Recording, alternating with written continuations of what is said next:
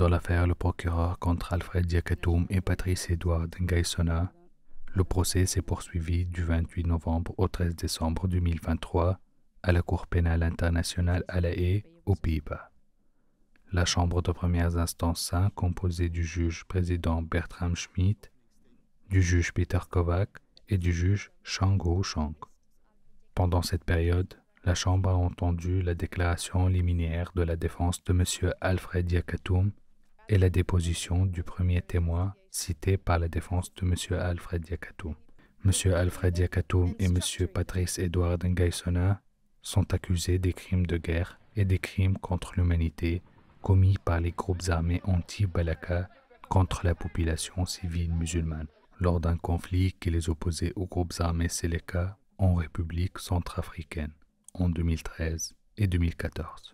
Les deux accusés ont été présents en salle d'audience. Le 28 novembre 2023, dans sa déclaration liminaire, Mme Milani Dimitri, pour la défense de M. Alfred Diakatoum, a déclaré que la vérité est différente de celle présentée par l'accusation. La vérité est que, et vous avez déjà étendu des éléments de preuve à cet effet, que M. Yekatom, caporal en chef de l'armée centrafricaine, a poursuivi ses devoirs pendant un certain temps, même sous le régime des Seleka, jusqu'à ce qu'il s'enfuit vers Songo, parce que lui aussi a été kidnappé, à l'instar d'autres Faka. Jusqu'à ce jour, les éléments de preuve ont démontré, et les preuves de la défense démontreront, qu'une fois que M. Yekatom est rentré dans son pays, son objectif était de défaire les Seleka. Il n'a pas ciblé la population civile musulmane, que ce soit sur l'axe PK9 Mbaïki ou à Boeing Katan. M. Yekatom ne faisait pas partie d'un plan commun visant à prendre à partie violemment la population musulmane. Il n'existait pas de plan commun au sein du groupe de M. Yekatom. La défense affirme que les crimes ont été commis par des civils incontrôlés. La population centrafricaine a vu des horreurs. Les Centrafricains ont tous perdu des êtres chers. Ils ont vu devant leurs yeux des proches être massacrés. Leurs femmes, leurs sœurs, leurs mères être violées.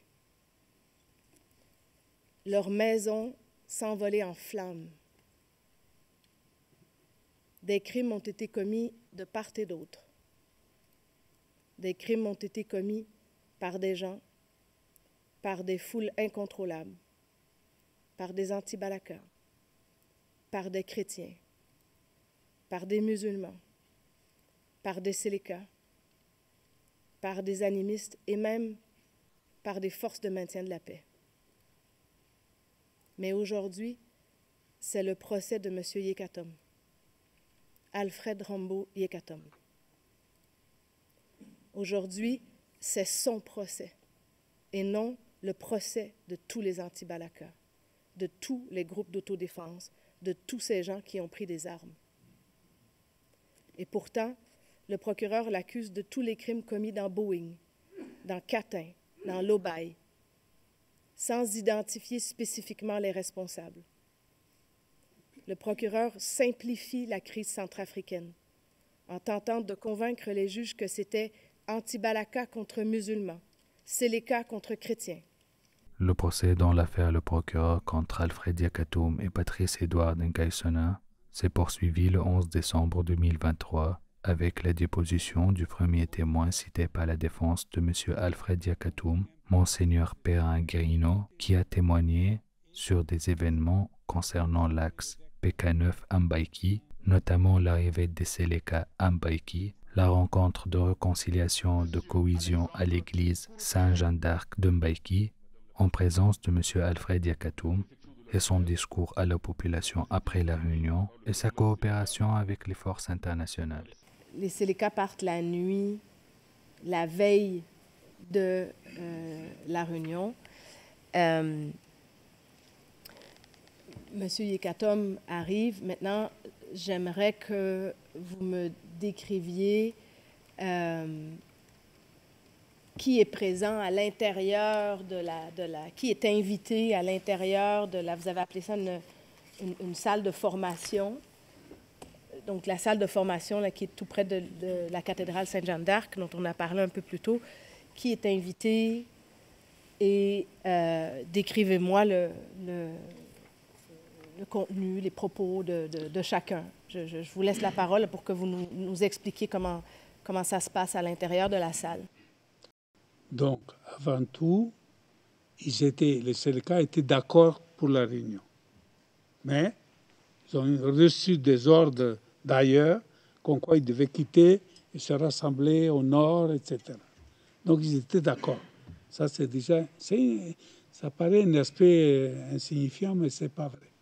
Ça veut dire que Adam, avec ils étaient d'accord de se mettre d'accord, voir un peu une entente. Comme ils sont partis, Rimbaud est venu, l'ambiance de ceux qui étaient venus à la mission, à pied, les enfants, etc., c'était que Rimbaud venait pour venger, en quelque sorte, les brimades, etc., ceux que eux ils avaient eu des syndicats, peut-être pas les derniers, mais les autres, parce que ça a duré longtemps. L'histoire, ce n'est pas 2 jours, c'est une année, etc. Donc, voilà. Et ça, il y avait le sentiment. Il pensait que M. Yakatom venait au nom de ceux qui devaient maintenant aller à l'attaque. Voilà. Donc, on a fait cette réunion. La réunion était le contraire. C'était pour faire le dialogue et chercher de trouver des voies de solution pour qu'il y ait la libre circulation des gens et qu'on soit en paix. Alors, bref, Yakatom s'est présenté. Il a dit, je suis caporal des FACA. Je suis FACA, je suis caporal des FACA, etc.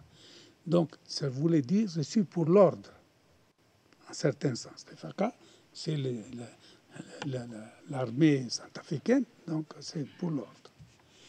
Après, il a parlé très bien de cet ordre qu'il voulait, etc., pour qu'on maintienne justement la sécurité de part et d'autre.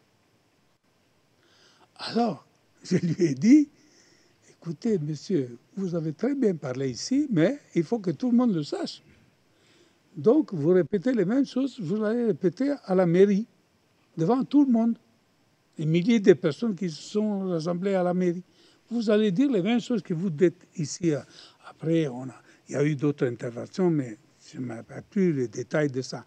Mais le problème était que dans la salle où il y avait les musulmans, il y avait toutes les autorités.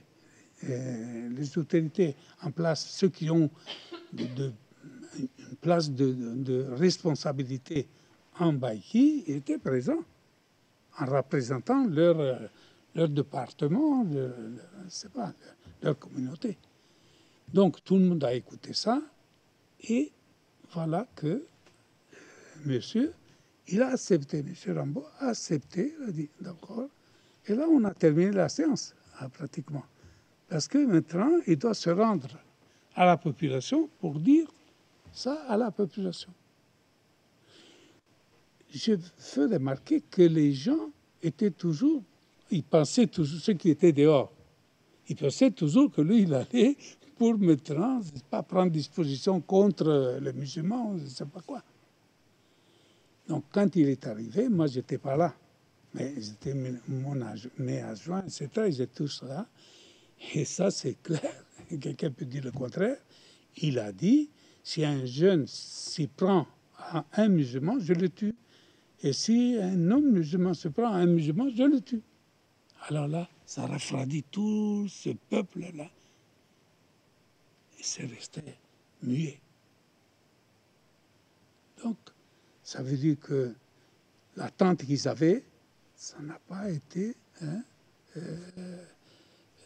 n'a pas eu une réponse positive de la part de Rimbaud.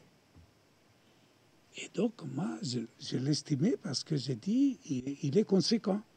Le 12 décembre 2023, lors du contre-interrogatoire par maître Kweko Vanderpoel du bureau du procureur, Le témoin interrogé sur les propos de M. Yakatoum lors d'une réunion, soulignant sa mission de promouvoir la paix, incapable de reconnaître M. Yakatoum ultérieurement, il évoque la présence des barrages et des checkpoints, précisant que des enfants les ouvrent sans que cela soit sa préoccupation principale. L'interrogatoire se conclut par des questions sur un document signé par M. Yakatoum que le témoin ne peut confirmer ni détailler. Vous pouvez bien entendu constater qu'il s'agit de M. Yekatom à l'écran et nous allons maintenant parler de cette vidéo. Dans un premier temps, est-ce que vous reconnaissez le bâtiment devant lequel il se trouve? Je ne me rappelle pas d'avoir où se trouve, à quel endroit, je ne sais pas. Je ne saurais pas dire. Alors dans cette vidéo, il se présente comme le chef de mouvement anti-Balaka de la zone sud. Vous m'avez entendu dire que je ne connaissais pas et je peux répéter ce que lui il a dit en se présentant. Je suis Faka, caporal de Faka, et donc je suis là pour mettre de l'ordre, pour la paix, etc. C'est ça.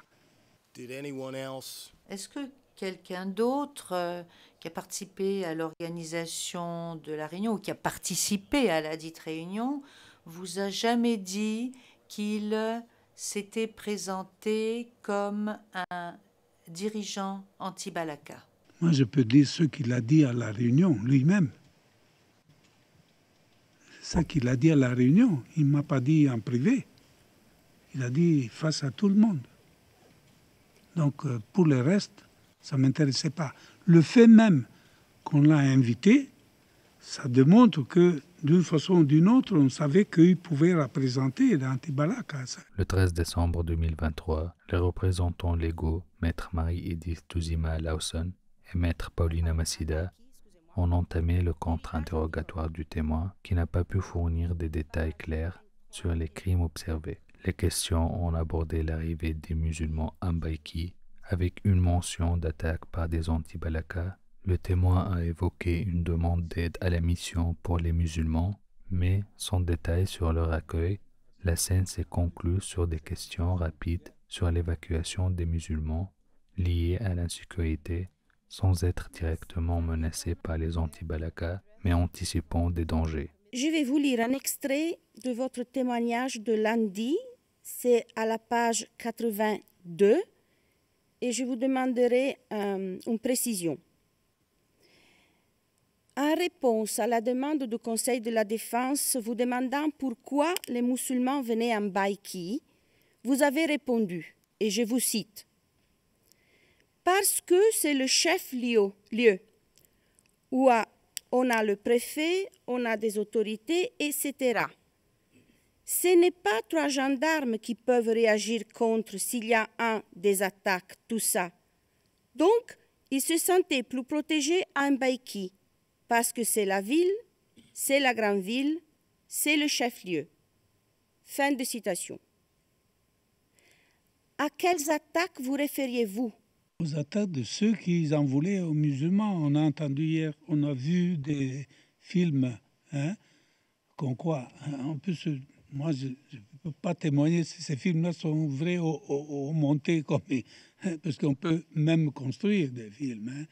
Mais c'est sûr qu'il y avait ce sentiment contre les musulmans. Pourquoi? C'est pas pareil, c'est pas partout de la même façon.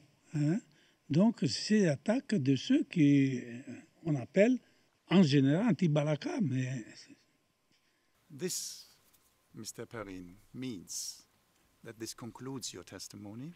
Monsieur Perrine, ceci signifie que votre déposition est désormais terminée. Le procès dans l'affaire Le Procureur contre Alfred Yakatoum et Patrice Edouard Ngaïsona se poursuivra le 15 janvier 2024 avec la déposition du deuxième témoin de la défense de M. Alfred Yakatoum.